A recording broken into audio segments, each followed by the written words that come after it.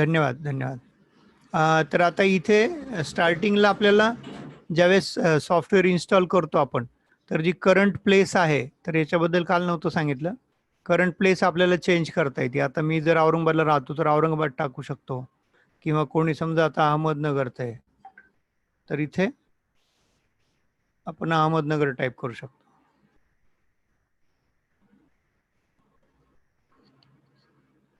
आणि आपलं स्वतःचं गाव आपल्याला इथं सेट करता येतं. ते कशासाठी की ज्यावेळेस आपण प्रश्नकुंडली बघतो, तर प्रश्नकुंडलीला आपण ज्या ठिकाणी प्रश्न बघतो तिथले अक्षांश रेखांश द्यावे लागतात. हे इथं अहमदनगर आलं. आपण याला जर सेट केलं, हे महाराष्ट्र आणि गुजरात दोन्हीकडचं आहे. मग आपण महाराष्ट्रातलं इथं सेट प्लेस करायचं आणि सेव्ह, नवीन जर टाकलं तर सेव्ह प्लेस करायचं. याला मी सेट प्लेस केलं तर इथे बघा हे अहमदनगर आलं. म्हणजे मी प्रश्न बघताना जिथे असेल त्या गावच्या अक्षांश रेखांश दरवेळेस टाकायची गरज नाही. तर ही एक सेटिंग महत्वाची असते. आणि जर आपण दुसऱ्या गावात शिफ्ट झालो, समजा आता मी 2 दिवसासाठी मुंबईला गेलो किंवा पुण्याला आलो तिकडे, तर मग मला तिथली प्लेस सेट करावी लागेल तिथे. आणि आणखीन एक प्रेफरन्सेस म्हणून आहे. तर हे कॉम्पिटिशनचे प्रेफरन्सेस आहेत, की इथे बघा इम्पॉर्टंट कॉमन सेटिंग आहे. आयनांश कोणते पाहिजे आपल्याला ते इथे टाकता येतात. त्याच्यानंतर हाऊस सिस्टीम कोणती पाहिजे, हाऊस सिस्टीममध्ये पण आपल्याला वेगवेगळे ऑप्शन आहेत. North Indian, south Indian, east Indian. आपण श्रीपती हे चार्ट्सला पण नॉर्थ इंडियन टाकलेली आहे. आणि वरती हाऊस सिस्टीम आहे, तर हाऊस सिस्टीममध्ये वेगवेगळे ऑप्शन आहेत. इक्वल म्हणजे समविभागणी असलेलं आहे, आणि भावारंभाचे वेगळे असतात, केपीचे वेगळे असतात. तर सगळे इथं ते ऑप्शन दिलेले आहेत. आपल्यापैकी ह्याच्यापैकी आपल्याला एक निवडायचे आहेत त्याच्यात. तर ज्याचा जसा अभ्यास असेल आणि ज्याची जशी बघण्याची सवय असेल तसं तो ठेवू शकतो. नोड्स टाईप आहे, म्हणजे राहू जो आहे तो मीन किंवा ट्रू असो, दोन्ही प्रकारे आपल्याला ठेवता येतो. तर मी शक्यतो ट्रू राहू वापरतो, मीन वापरत नाही आपण. ऑर्बिट फॉर ऑस्पेक्ट म्हणजे दृष्टीसाठी किती डिग्री ठेवायच्या, तर इथं दिलेलं आहे बघा. 0 पासून तर थेट पुढे दिलेलं आहे, वेगवेगळ्या डिग्रीत दिलेल्या आहे. तर साधारण 3:33 जे आहे, म्हणजे 3°20 कला असं जे आहे ते आपण इथे ठेवतो. त्याच्यानंतर मिसलिनियस, सनराईज, सूर्योदय कधी धरायचा, म्हणजे सूर्योदय काही लोक त्याचं फक्त सूर्याचं बिंब दिसायला लागलं, थोडंसं असं गोल कोर दिसायला लागली की त्याला सूर्योदय समजतात. काही लोक अर्धबिंब दिसलं की त्याला सूर्योदय झाला असं समजतात. आणि तिसरा एक प्रकार आहे की पूर्ण सूर्य उगवला की त्याला ते समजतात की आता सूर्योदय झाला. तर ते तिन्ही चारही ऑप्शन याच्यात दिलेले आहेत. तुम्हाला जो ठेवायचा तो ठेवू शकता तुम्ही, तुमच्या गुरूंनी किंवा तुमच्या परंपरेमध्ये काय आहे. तर इथं the centre of the disc is truly on the eastern horizon, पूर्व क्षितिजावर त्याचं सेंटर म्हणजे अर्धा सूर्य तरी वरती आला पाहिजे. The tip of the sun disc is truly on the eastern horizon. तर मी जसं आधी सांगितलं की अगदी छोटीशी कोर जरी पूर्व क्षितिजाला दिसली की लोक सूर्योदय झाला असं गृहीत धरतात. आणि शेवटचं आहे the tip of sun disc appears on the eastern horizon. हे पण तसाच प्रकार आहे की ती टीप छोटीशी अगदी म्हणजे दिसली की तो सूर्योदय झाला असं समजतात तिथे. तर हे झालं मिसलिनियस मधलं. त्याच्यानंतर अष्टक वर्गामध्ये वराह मिहीर आणि पाराशर असे 2 ऑप्शन आहेत गणिताचे. तर ते तुम्ही दोन्हीपैकी कोणताही निवडू शकता. दोन्हीचे रिझल्ट थोडे थोडे वेगळे येतात. इयर्स लेंथ, तर इथे वर्षाची लांबी किती गृहीत धरलेली तुम्ही, म्हणजे दशा कॅल्क्युलेशन वगैरे करतो आपण. तर त्याच्यासाठी 360 आपण जे टेबल्स वापरतो विंशोत्तरी महादशा वगैरे करण्याकरता, त्याच्यामध्ये सरळ धोपट त्यांनी 360चा गणित केलेलं आहे की 360 दिवसाचंच वर्ष असतं असं गृहीत धरलेलं आहे. तर आणि दुसरं जे आहे तर ते 365.25 म्हणजे 25 आहे ते, म्हणजे 65.25 आले ते. शेवटचे 5 दिवस तर त्याच्याऐवजी 5.25 दिवस घेतले. तर आपण जे लीप इयर 4 वर्षानंतर येतं तर 6 तासांचा तो जो आहे अनुशेष तो भरून काढण्यासाठी आपण अधिक मास जो ठेवतो किंवा एक दिवस एक्स्ट्रा येतो लीप इयर मध्ये आणि आपण 3 वर्षानंतर एक अधिक मास मानतो, तर ते 11-11 दिवसाचं असतं. तर ते आपण कशासाठी करतो की चांद्रमासामध्ये 11-11 दिवस दरवर्षी कमी कमी होतात ते, म्हणून आपण एक अधिक मास ठेवतो. तसं लीप इयरला ते 4 वर्षानंतर एक दिवस वाढवतात, 29 फेब्रुवारी येतो. तर तो 365.25 असं ढोबळमानाने गृहीत धरला. पण समजा त्याचं मायन्यूट कॅल्क्युलेशन केलं तर असं लक्षात येतं की ते 365.2425 असं आहे. तर या पद्धतीने तिन्ही ऑप्शन याच्यात दिलेले आहे. तर मी तर असं प्रेफर करतो की हा ऑप्शन वापरावा, हा जास्त मायन्यूट आहे. म्हणजे जर तुम्ही प्राणदशेपर्यंत गेले तर तुम्हाला निश्चितपणे तासांमध्ये मिनिटामध्ये अगदी गणित ॲक्युरेट येऊ शकतं. KP 4 स्टेपमध्ये म्हणजे आता ह्या बाबतीत आहे ना, काही लोकांचं असं मत आहे की 360नीच उत्तरं बरोबर आहेत. 1-2 लोक मला असे पण भेटलेले की नाही म्हणे तुम्ही जे 365चं गणित करता सॉफ्टवेअरमध्ये ते चुकतं म्हणे, ते बरोबर नाही. तुम्ही 360च करायला पाहिजे. तर ठीक आहे, चुकतही असेल. मला तेवढं मी ऑब्झर्वेशन नाही केलं. पण आपण ॲक्चुअली जे इनपुट देतो, तर पूर्वी फॅसिलिटीच नव्हती असं काही करायची. आता फॅसिलिटी मिळाली तर आपण जास्तीत जास्त ॲक्युरसी देण्याचा प्रयत्न केला पाहिजे असं मला वाटतं. कारण 360 तर कोणत्या तसं गणितात बसत नाही. मग आपण जर म्हटलं की चांद्र वर्ष घ्यायचं तर ते 354च भरतात. आपण नक्षत्र वर्ष घ्यायचं म्हटलं तर ते 327च बसतात. 360चं गणित सूर्याबरोबर मॅच होतं. कारण तो 360 अंश बरोबर एका वर्षात फिरतो. पण आपण सूर्यावरून तर काहीच बघत नाही. आपण महादशा वगैरे कॅल्क्युलेशन चंद्रावरून करतो. मग एकतर चांद्र वर्ष पकडावं लागेल किंवा नक्षत्राचा जास्त विचार करायचा असेल, तर आपल्याला नक्षत्र वर्ष पकडावं लागेल. सूर्याचं पकडण्याचं कोणतं मला कारण दिसत नाही. म्हणून मला 360चं ते माझ्या मते मी ते चूक समजतो की 360चा धरून काही अर्थ नाही. तरी पण प्रत्येकाने आपापल्या अनुभवाने त्याचा वापर करायला पाहिजे. KP 4 स्टेप कॉम्पिटिशन करता यूज अंशात्मक दृष्टीज ओनली, म्हणजे फक्त अंशात्मक दृष्टी बघा असं इथं टिक मार्क इथं केलं तर अंशात्मक दृष्टीच तो बघेल. आणि डू नॉट यूज युतीज अँड दृष्टीज. तर कृष्णमूर्ती पद्धतीमध्ये अगदी प्युअरली लोक बघणारे आहेत काही काही, की कार्यश अगदी स्पष्ट कार्यश आला पाहिजे, प्रबळ कार्यश आला पाहिजे तरच ती घटना घडते. तर त्या केसमध्ये काही लोक दृष्टी आणि युतीचा पण वापर नाही करत आणि मग त्यांचे उत्तर खूप बरोबर येतात असं त्यांचं म्हणणं आहे. पण काय होतं की आम्ही हे करून बघितलं, याच्यामध्ये कधी कधी असं होतं की त्या मग बऱ्याच लोकांना आपल्याला असं सांगावं लागेल की तुझं लग्नच होणार नाही. बऱ्याच लोकांना सांगावं लागेल तुझं घरच होणार नाही, तुला नोकरीत नाही लागणार. कारण त्याच्यामध्ये ते कार्यशच गायब असतात. जे आपल्याला आवश्यक कार्यश आहे, प्रबळ कार्यश किंवा पूरक कार्यश, हे कोणतेच येत नाही. मग किती लोकांना आपण नाहीच उत्तर देणार. आणि असं घडत पण नाही की आपण 10 लोकांपैकी आपण समजा 8 लोकांना सांगितलं तुझं लग्नच होणार नाही, तर त्यांचे ऑलरेडी लग्न झालेले असतात किंवा त्यांचं होतं लग्न नंतर. मग आपण ह्याचा अर्थ असा आहे की दृष्टीयुतीचा तिथं वापर करायला पाहिजे. कारण दृष्टी किंवा युतीने तो कार्यश होत असेल म्हणूनच त्याच्या जीवनात ती घटना घडलेली आहे. पण तरी पण काही एक्स्ट्रीमिस्ट असतात अगदी, की त्यांना खूप म्हणजे अगदी कडक त्यांचे नियम ते पाळून उत्तर देतात. आणि मग त्या केसमध्ये हा पण एक ऑप्शन दिलेला आहे की तुम्ही दृष्टी आणि युती यूजच करू नका. तर ॲक्च्युअली खरं म्हणजे हे दोन्ही बटनावर टिक नाही पाहिजे. पण सॉफ्टवेअर मधला हा बग आहे की इथे तुम्हाला एका याच्यावर टिक मार्क केली की दुसरं आपोआप निघून जायला पाहिजे. मी या डॉक्टर कार्यकरांना पण ते सांगितलं होतं की तुम्ही यूज अंशात्मक दृष्टी युतीच म्हटलंय, पण डू नॉट यूज युतीज अँड दृष्टीज असं दोन्हीवर टिक नाही व्हायला पाहिजे ॲक्च्युअली. पण ते तसं होतं आणि काहीतरी प्रॉब्लेम आहे.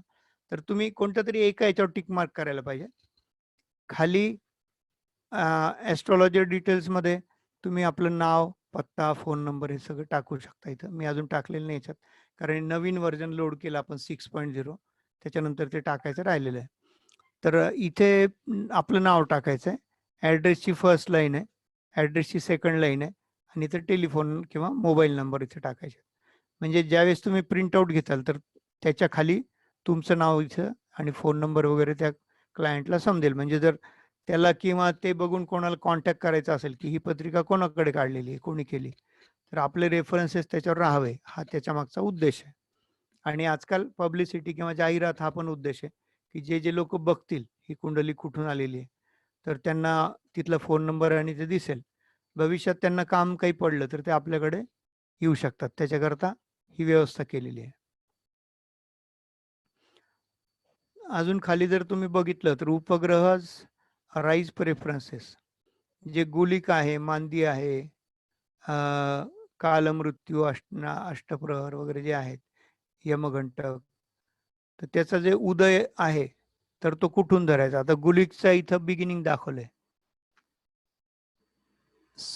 शनीच्या पोझिशनवरती डिपेंड आहे. बिगिनिंग, मिडल किंवा एंड असं 3 ऑप्शन आहेत. तर इथं बिगिनिंग दाखवलेलं आहे. मांदी रायझेस ॲट, इथे मिडल घेतलेलं आहे. इथं पण बिगिनिंग, मिडल आणि एंड आहे. आणि कालमृत्यू, यमघंटक वगैरे हे जे आहे,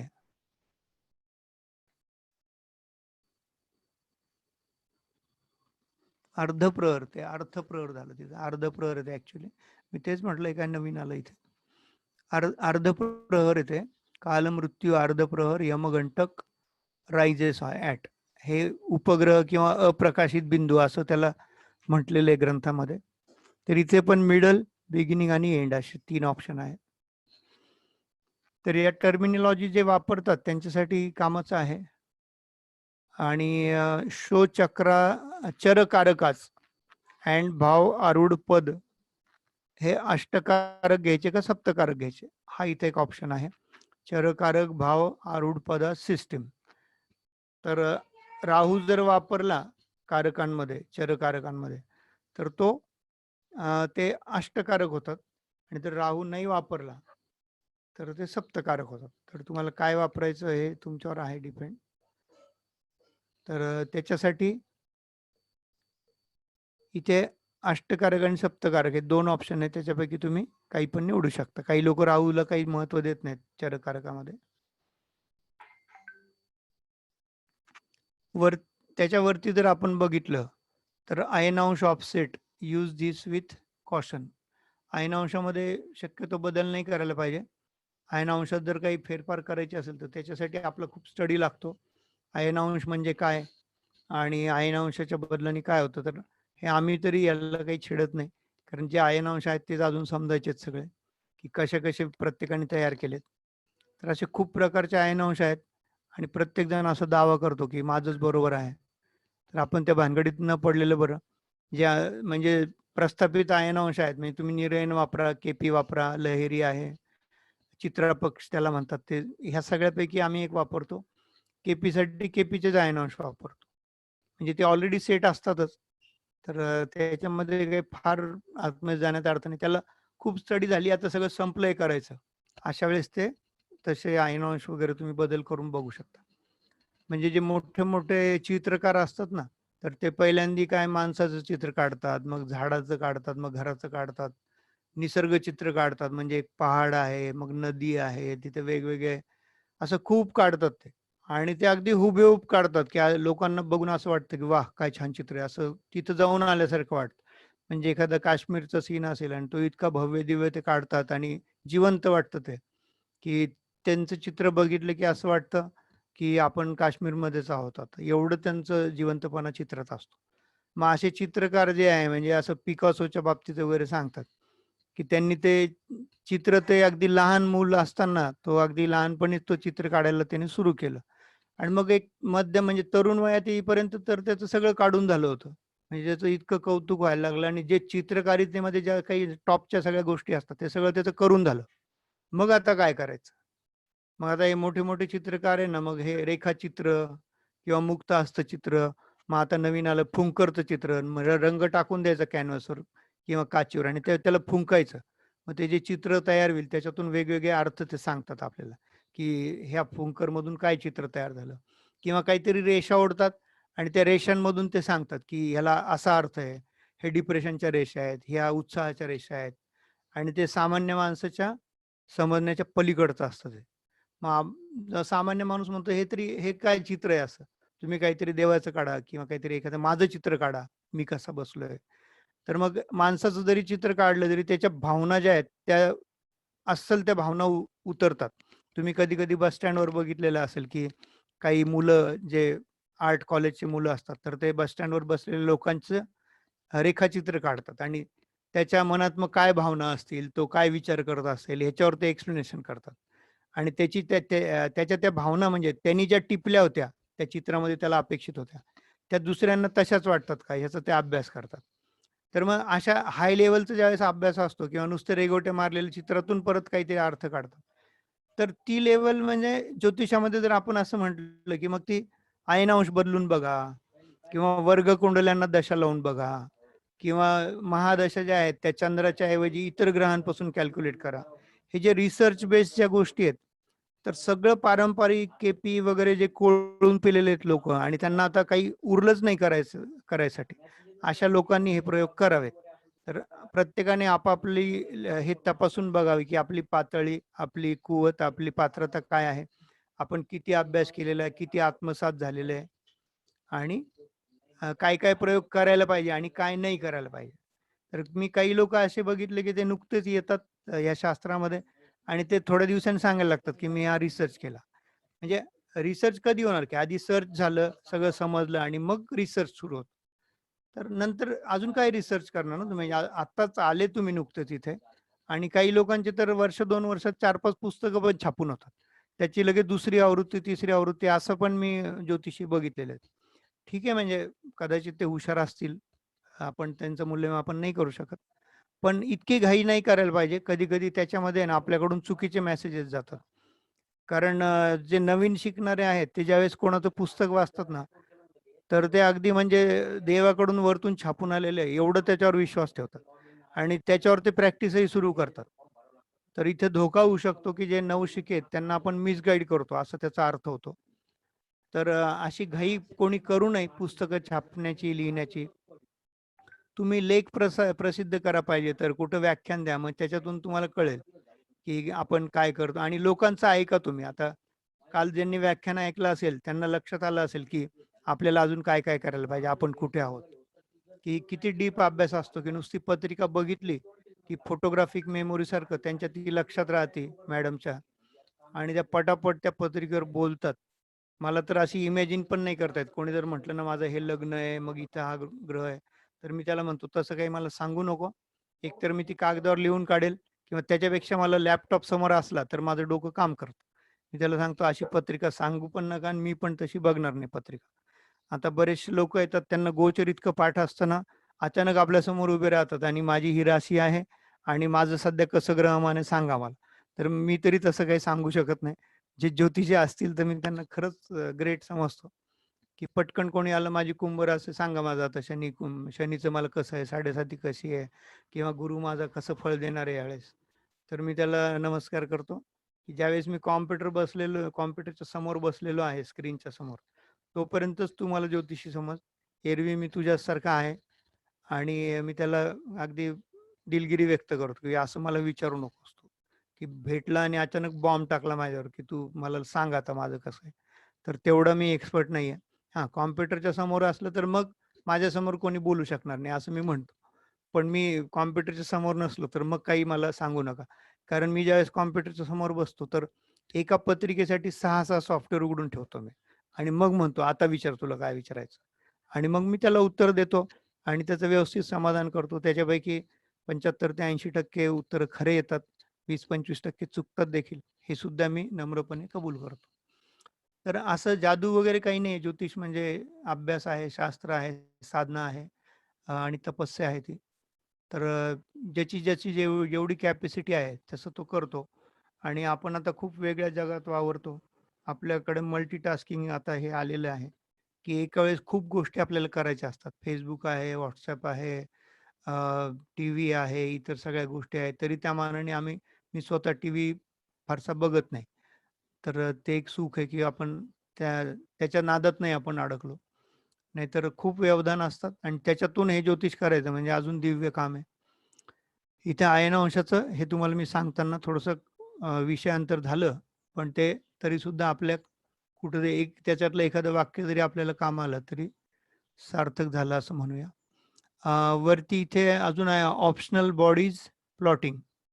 plot second to 12th cusp also in circular charts in transit. म्हणजे आपण जे गोचर बघतो त्याच्यामध्ये ग्रहांशिवाय सगळे भाव पण ऍड करावेत असं इथं आहे.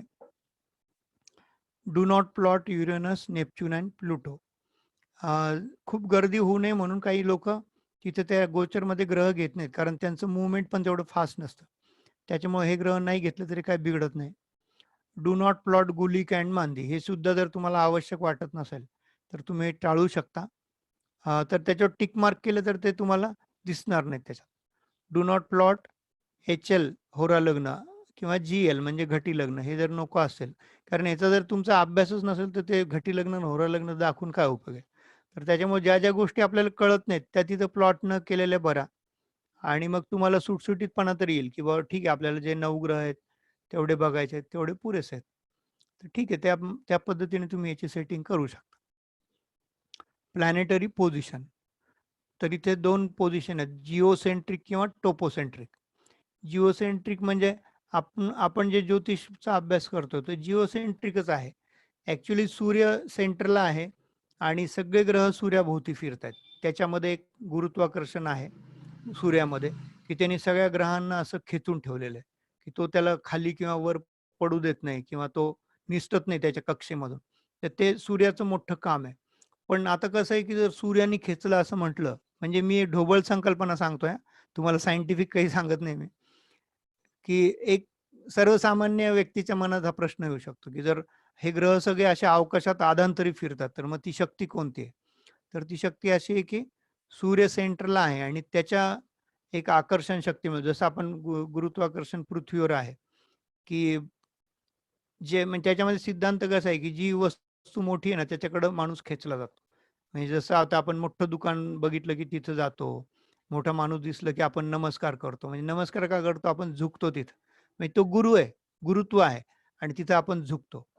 आता समजा पशु-पक्षी जरी बघितले ना तुम्ही, तर चिमणी, कबूतर आलं, की चिमणी उडून जाते. कावळं आलं, की कबूतर उडून जातं आणि घार आली ना, की मग कावळा उडून जातो. त्यांच्या फिरण्याच्या, उडण्याच्या कक्षा पण वेगळ्या आहेत, की ते एकमेकांच्या कक्षेमध्ये जात नाहीत. म्हणजे कावळे वगैरे मोठे पक्षी खाली येतील, पण हे वरती जात नाहीत, कारण त्यांना तिथे रिस्क वाटते किंवा आपल्याला हे मोठे पक्षी खाऊन टाकतील की काय, मारून टाकतील की काय. तर अशी त्यांना रिस्क वाटते. मी 1च मिनिटाचा ब्रेक घेतो. सॉरी, मी ते सांगत होतो, की अ, पक्षीसुद्धा आपल्या आपल्या कक्षेमध्ये उडतात आणि त्याच पद्धतीवर ज्यावेळेस आपण विमानाचा विचार करतो, तर विमानाचं सुद्धा असंच ठेवलेलं आहे, की प्रत्येक विमानाचा आकार, प्रकार बघून त्यांची एक उडण्याची उंची असते. त्याच उंचीला ते उडतात. कारण जर एकाच उंचीवर सगळे उडायला लागले, तर मग टक्कर होईल. तर तशी पक्ष्यांची पण आपली आपली हे ठरलेली असते, कक्षा ठरलेली असते. त्याच्यावरती ते जात नाहीत. तर आपण हा मुद्दा याच्यासाठी घेतला होता, की सूर्य जर सगळ्या ग्रहांना पकडून ठेवतो, तर मग ते हळू सूर्याकडे चाललेत का ग्रह? किंवा एक दिवशी सगळे ग्रह सूर्यामध्ये जाऊन तिथं आपोआप हे होतील का, जळून जातील का किंवा नष्ट होतील? तर तसं होणार नाही. तसं तसं होऊ शकतं, पण त्याच्यासाठी अजून एक वेगळी पद्धत आहे, की एकीकडे सूर्य त्यांना खेचतोय आणि दुसरीकडे आपण ज्याला नक्षत्र म्हणतो. तर त्या नक्षत्रांचे तारे जे आहेत, त्याला तारे जे म्हणतात, तर ते सुद्धा एक प्रकारचे सूर्यच आहेत आणि त्यांच्यामध्ये पण एक प्रकारचं गुरुत्वाकर्षण आहे. आणि ते काही-काही तारे त्याच्यामध्ये सूर्यापेक्षाही मोठे आहेत. पण ते खूप दूर असल्यामुळे आपल्याला नुसते लुक-लुक करताना दिसतात. पण ते सूर्यापेक्षाही खूप जास्त त्यांचं अंतर आहे. आणि प्रत्येक नक्षत्रात तुम्ही सगळे ज्योतिषी आहात. तुम्हाला माहिती आहे, की काही नक्षत्रात किती तारे आहेत, कुठे 3 तारे आहेत, कुठे 2 तारे आहेत, कुठे शततारका नक्षत्रामध्ये 100 तारे आहेत. तर असं प्रत्येकाचं त्या ताऱ्यांचं पण अपोझिट डायरेक्शनला त्यांना एक मॅग्नेट किंवा मॅग्नेटिक फोर्स आहे, कोणतातरी फोर्स आहे, की त्या ग्रहांना तो खाली पडू देत नाही किंवा आपल्या कक्षेच्या, आपल्या ह्याच्या बाहेर तो जाऊ देत नाही. तर असं असल्यामुळे आणि मग ते अशा दोन्हीकडून ओढल्या गेल्यामुळे आणि त्यांच्या स्वतःमध्ये पण एक गुरुत्वाकर्षण म्हणा किंवा एक गती आहे. मग हे असं झालं, की ते फिरायला सुरुवात झालेली आहे आणि मग तरी पण ते खालीवर थोडेसे जातात. त्याला आपण क्रांती म्हणतो, क्षरक्रांती वगैरे ते म्हणतो. तर थोडेसे ते फिरताना जसं भोवरा येतो थोडासा असा बाहेरच्या दिशेला तो जातो, तसं ते ग्रह थोडेसे त्यांची अप डाऊन पोझिशन म्हणजे उत्तर दक्षिण पोझिशन कधी-कधी त्यांची बदलते. म्हणून आपण ज्यावेळेस ते हे मांडतो किंवा आपण चित्र बघतो आकाशगंगेचं, तर थोडंसं ते जे झुकलेलं आहे 23.5 अंश वगैरे, तर त्याचं तेच कारण आहे, की त्यांना दोन्हीकडून ओढलं जातं आणि ते अगदी खूप गतीने फिरतात. आपल्याला जाणवत नाही ते, पण खूप गती असते त्यांची. आणि एक प्रकारचा फिरण्याचा आवाज पण येतो. तुम्ही साउंड प्रूफ रूममध्ये बसल्यानंतर पृथ्वी फिरण्याचा कसा आवाज आहे तुम्ही इमॅजिन करू शकता. तुम्ही ऐकू शकता तो. तो साउंड अल्ट्रासोनिक असतो. अल्ट्रासोनिक साउंड म्हणजे ते आपल्या ऑडिबल जी रेंज आहे त्याच्या खूप बाहेर येतो. त्याच्यामुळे जे आध्यात्मिक साधना वगैरे करतात, ध्यान करतात, त्यांना तो आवाज ऐकता येतो आणि त्याची खूप गती आहे पृथ्वीची. पण आपण खूप जोरात फिरतोय. पण मोठा आकार असल्यामुळे आपल्याला समजत नाही, की आपण किती जोरात फिरतो. असो आता याच्यावर मी सांगितलं, की सूर्याभोवती सगळे ग्रह फिरतात. पण ज्योतिषशास्त्राने काय केलंय आपल्या सोयीसाठी, की आपण जिओसेंट्रिक केलं. म्हणजे पृथ्वीमध्ये आहे आणि बाकी सगळे ग्रह सूर्यासह सगळे ग्रह पृथ्वीभोवती फिरतात, असं गृहीत धरलेलं आहे. त्याच्यामुळे आपण काय करतो, की पूर्वेला सूर्य उगवला, असं आपण म्हणतो. पण ॲक्चुअली सूर्य उगवत नाही, पृथ्वी त्याच्या समोर येते, असं त्याचा अर्थ आहे. पृथ्वी समोर येते आणि परत ती फिरत-फिरत मागे येते. मग आपण म्हणतो सूर्य मावळला. तो मावळतही नाही आणि उगवतही नाही. तो जिथं आहे तिथंच आहे. पण जिओसेंट्रिक असल्यामुळे आपण असं गृहीत धरलेलं आहे, की सगळे ग्रह सूर्याभोवती फिरतात. मग बुध आला, गुरु आला, त्यांचे अस्तंगत झाले ते किंवा उगवले. हे सगळं जे म्हणतो तर आपण पृथ्वीवरून बघतोय त्याला. आपण इथं उभे आहोत आणि इथून आपण त्या ग्रहांकडे बघतो. त्यांना ऑब्झर्व्ह करतो. तर ते आपल्याला कुठे-कुठे दिसतात. मग त्याप्रमाणे आपण गृहीत धरतो, की तो मागे गेला, पुढे आला, अस्तंगत झाला, वक्री झाला आणि सूर्याच्या जवळ गेला किंवा पृथ्वीच्या जवळ आला. ह्या सगळ्या कन्सेप्ट आपण मग त्या दृष्टीने मांडलेल्या आहेत. तर हे ते आहे टॉपोसेंट्रिक आणि जिओसेंट्रिक. तर आपण जिओसेंट्रिक कन्सेप्ट वापरतो. आता काही लोकं अभ्यासासाठी दुसऱ्या पद्धती वापरतात. अपरेंट आणि ट्रू. आता ह्याच्यामध्ये पण जे म्हणतात ना ग्रहदृष्टी पंचांग, सूर्यसिद्धांत पंचांग ती कन्सेप्ट इथे आहे. त्याच्या बाबतीत न बोललेलं बरं कारण तो खूप मोठा वाद आहे परत अजून. तर चार्ट बॅकग्राऊंड. तर चार्टला काही बॅकग्राऊंड पाहिजे असेल तुम्हाला वेगवेगळे कलर डिझाइन आहेत. तर मला तरी काही ह्याच्यात इंटरेस्ट नसतो. मी नाही वापरत आहे. तुम्हाला कलर किंवा ब्लॅक अँड व्हाईटचे 2 इथं फॅन्सी ऑप्शन आहेत. त्याच्यानंतर साउथ इंडियनसाठी, नॉर्थ इंडियनसाठी वेगवेगळ्या पद्धतीसाठी तुम्ही वेगळी डिझाइन वापरू शकता. आणि हे बटन महत्वाचे आहेत. आता हे जे 4 बटन दिलेले standard Vedic setting, standard KP setting, all default setting, apply my setting.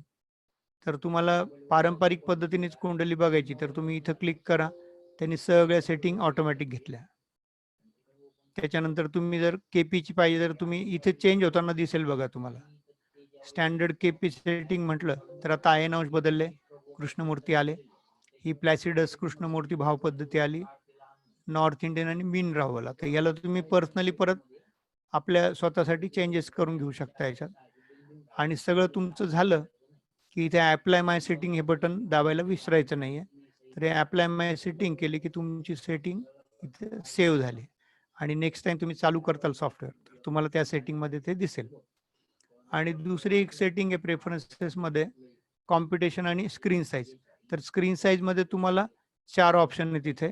तर आता जे सॉफ्टवेअर आपलं खूप लेट उघडलं, स्लो उघडलं त्याचं कारण हे आहे की मी ही सेटिंग ठेवली होती. यूज माय फुल स्क्रीन. लार्जेस्ट म्हणजे मोठा स्क्रीन दिसेल पण स्लोवर लोडिंग आहे. त्याच्यानंतर हे एक रिझॉल्युशन आहे 1440 बाय 900. तर हे लार्ज आहे. इथे पण स्लोवर लोडिंग दाखवलेलं आहे. हा एक ऑप्शन आहे. त्याच्यानंतर मग तिसरा म्हणजे आपण असं डिसेंडिंग चाललोय, खालून वर चाललोय आपण. 1280 बाय 800 हे ऑप्शन आहे. याच्यामध्ये मीडियम आहे. स्लोवर लोडिंग आहे आणि स्क्रीन साईज मीडियम दिसेल तुम्हाला. आणि चौथा आहे 800 बाय 600.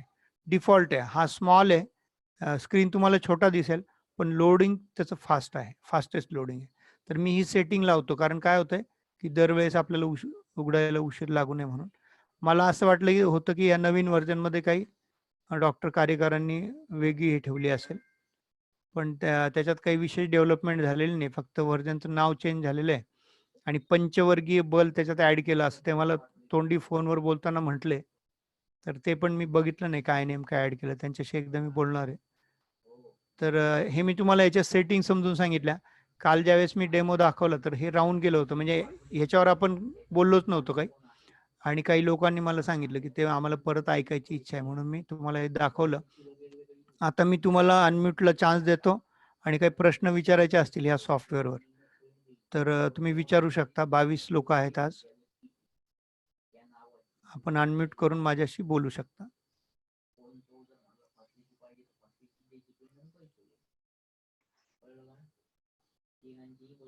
हा हॅलो बोला सर. बोला.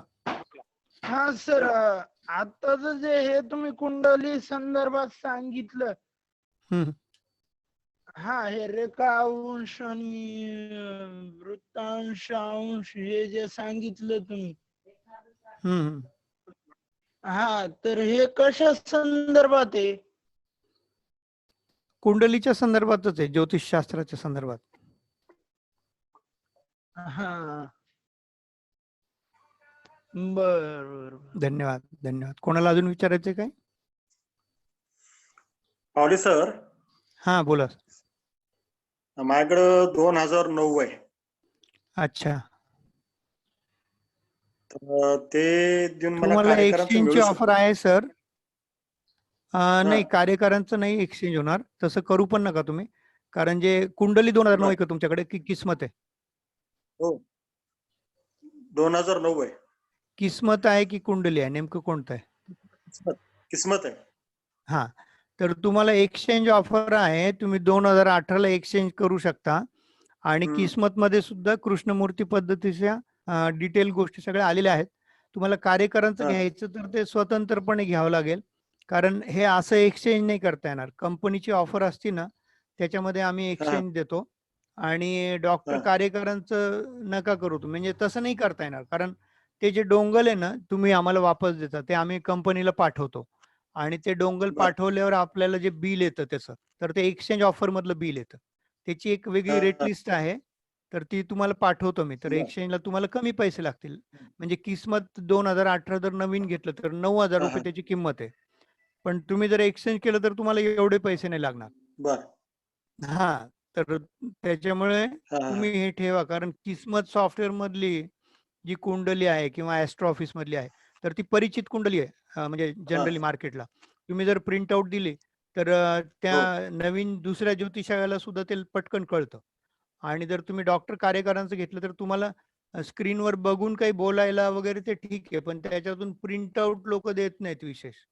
कारण त्याची प्रिंट आउट जर तुम्ही दिली तर समजा तो ज्योतिषी, एखादा क्लायंट तुमचा माझ्याकडे आला किंवा एखाद्या ज्योतिषाकडे गेला, तर त्याला कळलं नाही तर तो वैतागतो. तो म्हणतो ही कुंडली माझ्या काही कामाची नाही, तुम्ही माझ्याकडची एक कुंडली छापून घ्या. म्हणजे त्याला परत डबल खर्च होतो.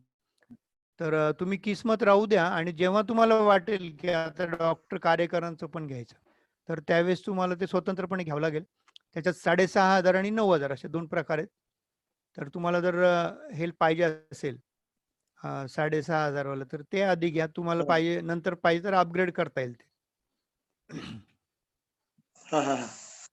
6,500 म्हणजे काय प्रकार आहे त्याच्यात? म्हणजे कसं, त्यात केपी आहेच ना सगळं? केपी त्याच्यात सगळं आहे. पारंपरिकच्या ज्या गोष्टी मी दाखवलं ना, त्या सॉफ्टवेअर मध्ये ऍडिशनल गोष्टी आहेत. मी तुम्हाला त्याचं कंपॅरिझन पाठवून दिले की याच्यात काय आहे आणि काय नाही, असं एक कंपॅरिझन टेबल तुम्हाला पाठवतो मी, किंवा त्याच्यातले फीचर्स लिस्ट पाठवतो, मग तुमच्या लक्षात येईल. चालेल. Okay sir, thank you. थँक्यू. अजून कोणाला विचारायचे काय? हा हॅलो सर. Hello sir. हा सर, हा मी ऐकतोय, बोला. हा, माझ्यापाशी 2012 आहे. हा, तुम्ही एक्सचेंज करू शकता किस्मत 2018 शी. 2012. हा, तुम्ही हा, काय करा, तर मला तुमचं नाव मला व्हॉट्सअपवर पाठवा. मी तुम्हाला हा. एक्सचेंज ऑफरची प्राइस लिस्ट पाठवतो. बर, मला एक शंका विचारायची होती थोडीशी. बोला ना, बोला. सर, तर मी माढ्यातून बोलतोय, कुंभेसकर हा गुरुजी. हा हा. तर मग त्याच्यामध्ये एक आपल्याला एक प्रश्न कुंडली म्हणून एक हे येते त्यात. हो, कुठल्या सॉफ्टवेअर मध्ये मिळेल का असं फल आपल्याला? प्रश्न कुंडलीचे फलादेश नाही आहेत, एक प्रश्न कुंडली एक्सप्लोरर नावाचं एक सॉफ्टवेअर हा, मिळत होतं पूर्वी, म्हणजे अजूनही मिळतं ते, पण ते तुम्हाला ऑनलाईनच बर खरेदी हा, करावं लागतं, कारण त्यांनी ते सीडी बर वगैरे देणं बंद केलं आता. तर त्या ऑनलाईन मध्ये काय माहितीये का, बर की डिस्ट्रीब्युटरला हा, किंवा डीलरला त्यांनी काही ऑप्शन ठेवलेले नाहीत वेगळे. तर तुम्हाला जर डायरेक्ट जमत असेल तर तुम्ही त्या साईटवरून परचेस करू शकता. पण तुम्हाला काही अडचणी असतील तर आम्ही मदत करू, पण आम्ही त्याचे 300 बर रुपये बर चार्ज करतो मग. त्याची 1300 काहीतरी किंमत आहे, 60 रुपये. सो तुम्ही 1400 गृहीत धरा, हो हो चालेल. आणि मग माझे 300, असे तुम्हाला 1700 रुपये खर्च येईल. आम्ही तुम्हाला बर ते डाउनलोड करून देऊ. आधी परचेस करावं लागेल, मग डाउनलोड करून इन्स्टॉल करावं लागेल, आणि ऍक्टिव्हेशन, ही सगळी प्रोसेस तुम्हाला आम्ही चालेल ना करायला सर. मदत करू. हम्म. पण चा- त्याच्यात सुद्धा तुम्हाला सांगतो की चालेल ना सर. हा ते हा. सॉफ्टवेअर खूप वर्षापूर्वी तयार केलेलं आहे. आणि बर ते बर बर जसं तयार झालं होतं, म्हणजे त्याच्यात काही गोष्टी चूक असतील, बरोबर असतील, ते तसंच हम्म, आम्ही विकतो. आणि त्यांनी पण बर. सांगितलं की आम्ही आता डेव्हलपमेंट नाही करणार त्याच्यात काही.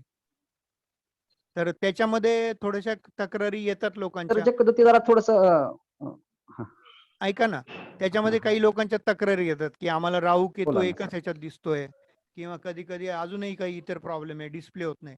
पण हो त्याच्यामधली एक गोष्ट मला आवडते. हा हा. सॉरी, त्याच्यामधली एक गोष्ट मला रे आवडते. रेंज. हा, मी थोडं उठलो हा होतो हा ते दरवाजा बंद करायला. तर त्याच्यामधली एक हा हा गोष्ट हा मला आवडती, की त्यांनी हा. काय केलंय माहितीये का, की प्रश्नांची यादी दिलेली मोठी, हो हो. ती खूप चांगली आहे. म्हणजे हम्म, एकतर विषय दिला, त्या विषयातले प्रश्न दिलेत. म्हणजे समजा आता बिल नुसता लग्न विषय घेतला, तर मग हा त्याच्यावर हा. असे 5-6 प्रश्न घेतलेत. हो म्हणजे वैवाहिक का जमत सुखूचं नाही असेल, लग्न सुख कधी हा, होईल वगैरे. हां, संतती असेल. हां. मग असे हा घेतले. सर. आणि त्यांनी काय केलं माहितीये का, जर आपण तो हा टाइम टाकला, तर हा. त्याच्यामध्ये त्यांनी केपीचे नंबर पण घेतलेत. परत 1 ते अजून 2160 असे पण नंबर घेतले. ते हो सगळं निवडून काय काय 108 पर्यंत सुद्धाचे नंबर घेतलेत त्यांनी.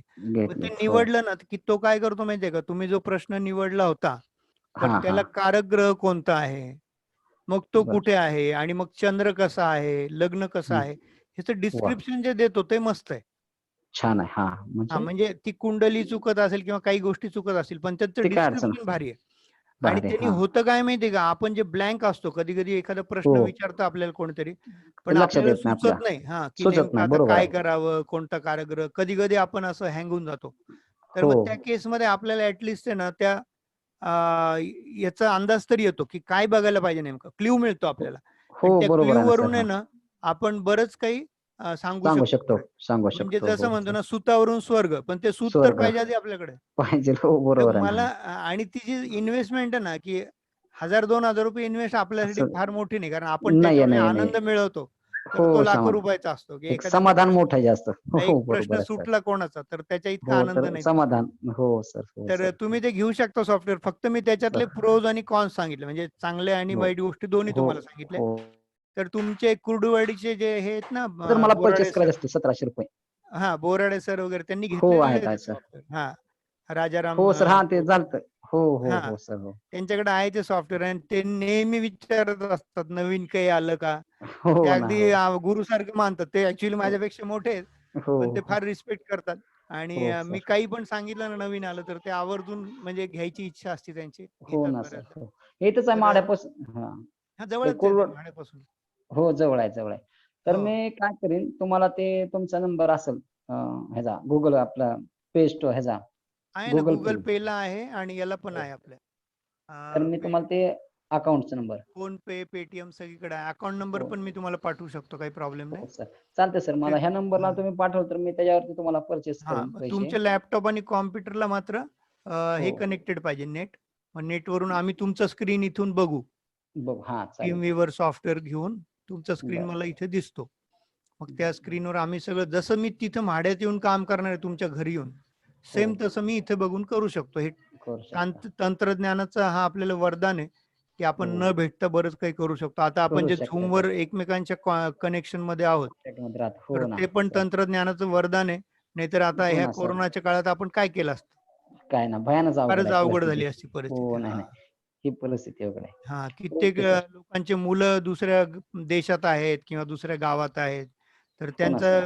त्यांचं म्हणजे त्या विचाराने आणि चिंतेने जीव गेला असता त्यांचा, नाहीतर. हो ना कोरोना सर. तर हो दूर हो. राहिला असता. राहिला असता. हो ना हो ना. चालेल सर चालेल. Thank yes, you sir. Thank you. Okay sir. Okay. Thank you. हां. चला, मला वाटतं आता बऱ्यापैकी प्रश्नोत्तर झालेले आहेत. सर हॅलो बोला सर बोला सुषमा मॅडम. आज उद्यापासून बंद का डेमोचं मग हे मी बंद करतोय कारण एकतर मला पण खूप ओव्हरलोड होतोय आणि जितका रिस्पॉन्स अपेक्षित होता तितका आला नाही. बरेच दिवस आपण बघितलं, आपण फ्री कुंडल्या देण्याचं सुद्धा लोकांना म्हणजे हे करून बघितलं की बुवा त्या हेतून येतील, पण तरी पण 17, 18, 20च्या वरती लोक आलेले नाहीत. तर त्याचं पण काही आकर्षण असं लोकांना वाटत नाही, कारण काही लोकांकडे सॉफ्टवेअर आहे किंवा त्याच्यातून आलेल्या जे रिपोर्ट आहेत त्याच्याविषयी काही विशेष आकर्षण दिसलं नाही मला. तर आपण याच्यानंतर करूया डेमो, पण मग आपल्या दुपारी जे व्याख्यान असतं ना की 100-150 लोक तिथे जमा होतात, तिथे आपण दाखवू आणि ते वेगळ्या प्रकारे करू. आपण कंपनीला सांगू की तुम्ही डायरेक्ट कंपनीतून डेमो आम्हाला दाखवा त्यांच्याच सॉफ्टवेअरवर. तर आता एक केरळची कंपनी आहे जिओ ॲस्ट्रोविजन, तर त्यांच्याशी माझं बोलणं चालू आहे. तर ते जर म्हटले, त्यांचा ऍक्च्युली मला कार्यक्रम करायचा होता पुण्यामध्ये आणि औरंगाबादमध्ये, की एक 2 दिवसाचं वर्कशॉप आम्ही घेणार होतो, की 1 दिवस औरंगाबादमध्ये घ्यायचं आणि मध्ये 2 दिवस गॅप ठेवून परत पुण्यात. आम्ही सगळं बुकिंग वगैरे पण केलं होतं, हॉटेल वगैरे, त्याचा हॉल, AC हॉल आणि मध्ये जेवण वगैरे लागेल. दिवसभराचा आम्ही कार्यक्रम ठेवायचं ठरवलं होतं, पण ते हे काही लॉकडाऊनमुळे झालं नाही. पण आता आपण ते मोठ्या प्रमाणावर करू शकतो, कारण औरंगाबादमध्ये वेगळं आणि पुण्यात वेगळं करायची गरज नाही. म्हणजे पूर्ण महाराष्ट्रातले लोक एकाच वेळेत बघू शकतील. आता त्या लोकांचा प्रॉब्लेम काय, ते लोक सगळे केरळी आहेत. त्यांच्या ऑफिसमध्ये एकच बाई आहे, ती इकडे महाराष्ट्रातली आहे. महाराष्ट्रातली सुद्धा ती कोकणातल्या त्या मॅडम माझ्या आहे. याच्यावर ओपनच होत नाही, कसं काय होत नाही काय माहिती. त्या मॅडम कोकणातल्या आहेत, त्यांचं पण मराठी थोडंसं कोकणी ढंगाचं आहे आणि मी काय? त्यांना मराठी बोलता येत नाही, पण मी त्यांना मदत करील. ते हिंदी तुटकं फुटकं थोडंसं बोलतात, पण आपण करूया थोडे. मग ते सॉफ्टवेअर खूप चांगले आहेत, छोटे छोटे सॉफ्टवेअर आहेत, किमती जास्त आहेत, पण बघायला हरकत नाही. हा पण तुम्ही तुम्हाला आठवण करून देते, तुम्ही काय म्हणाले ना एकदा की जगन्नाथ मी तुम्हाला दाखवेन म्हणून. जगन्नाथ होरा सॉफ्टवेअर आहे ना, तसं वापरायला किचकट आहे बरं का. हो का? हा, तर ते म्हणजे असं म्हणता येईल की मलाही Google अजून Pay ला पैसे समजलेलं पाठवा नाहीये, म्हणजे. पूर्ण समजून घ्यावं लागेल. आणि ते एकतर इंग्रजीमध्ये आहे सगळं. हो, सगळं इंग्रजीमध्ये हा, आहे. सगळं आम्हाला पण इंग्रजीत त्याची नाही, आहे. पण तुम्ही दाखवलात तर जरा बरं पडेल. हो, त्याच्याशिवाय मग त्याच्यात कसं आहे माहितीये का अजून, की फलादेश वगैरे काही नाहीये. बघ त्याला. आणि आपण ज्या लेवलला काम करतो ना, तर त्याच्यापेक्षा खूप हाय लेवलचं ते सगळ्या गोष्टी आहेत. म्हणजे सॉफ्टवेअर इन्स्टॉल जरी केलं तरी त्याच्यामध्ये काही गडबड होऊ शकते आपल्या हातून, कारण फार सेन्सिटिव्ह स्क्रीन आहे तो. थोडं काही इकडे तिकडे झालं तर तुम्हाला मग त्याच्यातलं काहीच कळणार नाही, कारण ते तिथी प्रवेश, मास प्रवेश कुंडल्या, दिनप्रवेश कुंडल्या आणि वेगवेगळे जेमिनी पद्धत आहे आणि त्याच्यातले वेगवेगळे लग्न, नाड्यांश कुंडल्या, हे सगळं डिटेलमध्ये. तरी पण बघायचं बघू का आपण, त्याला? तुम्ही म्हणताय तर माझ्या लक्षात आहे ते. अच्छा. आणि चालेल. दुसरं एक मला विचारायचं होतं की नॉर्मली आपण सॉफ्टवेअर घेतलं तर ते किती वर्षांनी आपण इन्स्टॉल करायचं असतं? नाही, आता हे बघा, सॉफ्टवेअर जे आपण घेतलं ना, की 2-3 कारणासाठी अपग्रेड किंवा चेंज करावं लागतं आपल्याला. म्हणजे जे आता डोंगल बेस्ड सॉफ्टवेअर आहे, CD आणि डोंगल तुम्हाला जसं मिळतं, तर ते तुम्ही लाईफ टाईम वापरू शकता. ते कधी एक्सपायर वगैरे होणार नाहीत. तर अजूनही आजही मला असे लोक भेटतात की त्यांच्याकडे कुंडली 2000 आहे, कोणाकडे 2002 आहे, ते व्यवस्थित वापरतायत. त्यांना आम्ही भेटतो त्यावेळेस सांगतो किंवा फोन करतो की नवीन सॉफ्टवेअर आलेलं आहे, तर ते उलट आम्हाला उलट सांगतात की तुम्ही जे दिलेलं आहे ना तेच खूप आहे, त्याच्यामधलंच आम्हाला अजून म्हणजे एवढं आम्ही वापरत नाही, आता नवीन घेऊन काय करणार, आम्हाला ते जेवढं आहे ते खूप मोर दॅन सफिशियंट आहे, असं त्यांचं उत्तर असतं. तर हा एक प्रकार झाला की काही लोक फक्त कुंडली आणि तेवढं जे मिळालं ना त्यांना कॅल्क्युलेशन, त्याच्यात ते समाधानी आहेत. दुसरी गोष्ट, आता हार्डवेअरचे ज्यावेळेस प्रॉब्लेम येतात, म्हणजे ज्यांच्याकडे आता जुनं कुंडली 2000 आहे किंवा 2002 आहे, त्याला मोठे डोंगल होते पॅरलल पोर्टचे, 25 पिनचं त्याला डोंगल असायचं. तर ते पोर्टच आता गायब आहेत, ते आता कॉम्प्युटरलाही येत नाहीत आणि लॅपटॉपला तर मुळीच येत नाहीत. तर मग त्यांना नाईलाज असतो, अपग्रेड करावं लागतं सॉफ्टवेअर. तिसरी गोष्ट असते की सॉफ्टवेअरचा इश्यू येतो, म्हणजे जे सॉफ्टवेअर विंडोज XP वर चालायचे किंवा 98 वर चालायचे, ते आता तुम्हाला विंडोज 8 ला 10 ला चालत नाहीत. मग त्यावेळेस पण तुम्हाला ते एक्सचेंज करावं लागतं.